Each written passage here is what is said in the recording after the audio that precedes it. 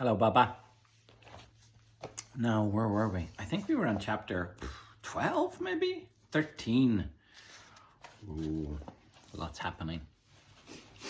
Oh, and they just got brought in to meet old Gus, didn't they? All right. Old Gus seemed to have calmed down. Nothing here until he... nothing but water until he fits. That's right, they're going to push... what were they going to push? Who were they going to push down the hole? They were going to push Grub down the hole, but he was too chubby. And so they're not going to feed him until he gets skinny and they can fit him down the vent so that they can get the treasure. And it seems to be the plan.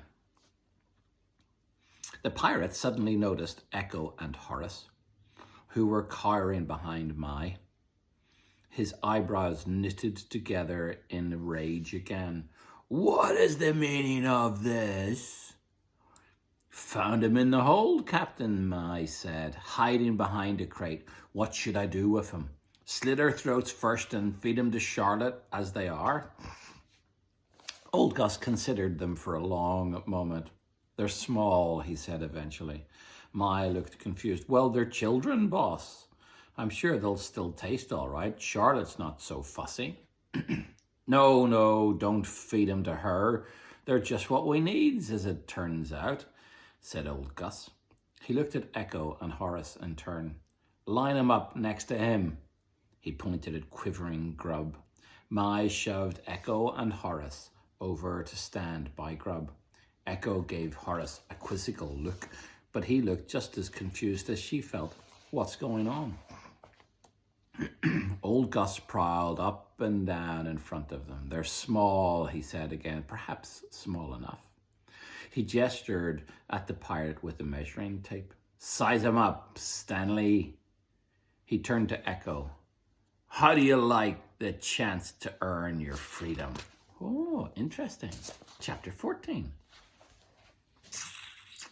What's going to happen in this chapter? They're all on their way looking for the gold. No, the sword, right? But I'm guessing there's gold there as well. However, there's obviously something to do with a tiny, like a sneaky little vent or tunnel that they have to go through. And old Gus knows what he's up to. Echo looked at Horace, who was wide-eyed and frozen with fear, then turned back to old Gus. "What do you want us to do?" Gus towered over them, the shark's tooth collar around his neck glinting dangerously. Echo trembled from where he was hiding down the collar of Echo's shirt. "Now, listen up," old Gus said. "I've got a job for one of you. Do it right and you'll win your freedom. Do it wrong," and he drew his cutlass and mimed drawing it across his throat. "Understand?" Echo and Horace both gave shaky nods. He sheathed the cutlass. "We're looking for a map to..." He thought for a moment and cleared his throat. "Doesn't matter where to. It's a map. And we need it. We've worked out where it's hidden in the Aqua Libra vaults." What are those?" Echo clapped her hand over her mouth as the words popped out without her meaning them to. "Keep your mouth shut," snapped old Gus, stepping forward menacingly. Menacingly? That's a tricky... Menacingly. "The Aqua Libra vaults are an underwater library containing all the world's knowledge." He pointed a black-stained finger at Horace. "You are going to go in there and bring the map back to me." He glared at Echo. "You will stay here as insurance." Echo stiffened, her fears forgotten for a moment. Why should she have to stay? She was the sky pirate. Surely she should be doing the map hunting. She folded her arms. I'd be much better at finding the map than him." Old Gus glared at her and then smile twitched at his lips, although it didn't reach his eyes. "Oh, would you? You're going to get it for me, are you, a little girl?" Echo bristled. "How dare he? I'm not little," she said. We could go together," said Horace, his voice shakingly. "We'd find it quicker that way." Oh, no, no, no. Old Gus shook his head, making his plaited beard swing back and forth. And how would I know you'd come back?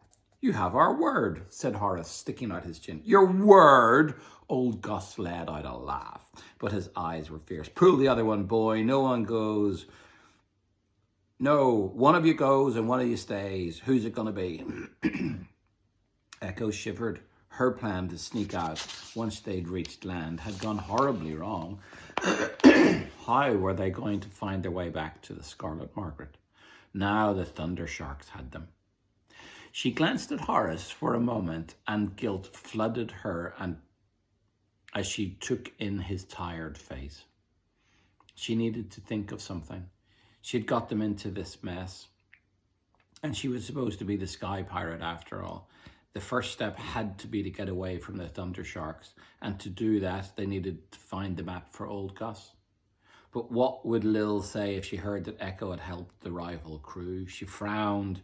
She would just have to make sure she got a good look at the map. Then she'd be able to help the Black Sky Wolves find the treasure. She set her jaw. I'll go. Ha ha!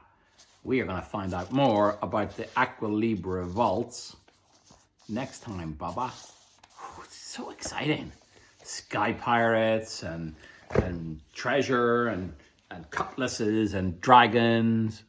I mean, I assume there's a dragon in it because it's called Sky Pirates, the Dragon's Gold. So, must be a dragon, I'm guessing. What do you think? Dragon? Yep, and gold, because it's called Dragon's Gold. But we're going to find out more about that next time. Okay, Baba, time for sleeping. I love you very much. You're going to catch some kisses? Catch it. And this one. And one for me, please. I got you. No. Good night, my beautiful Baba. Sleep well.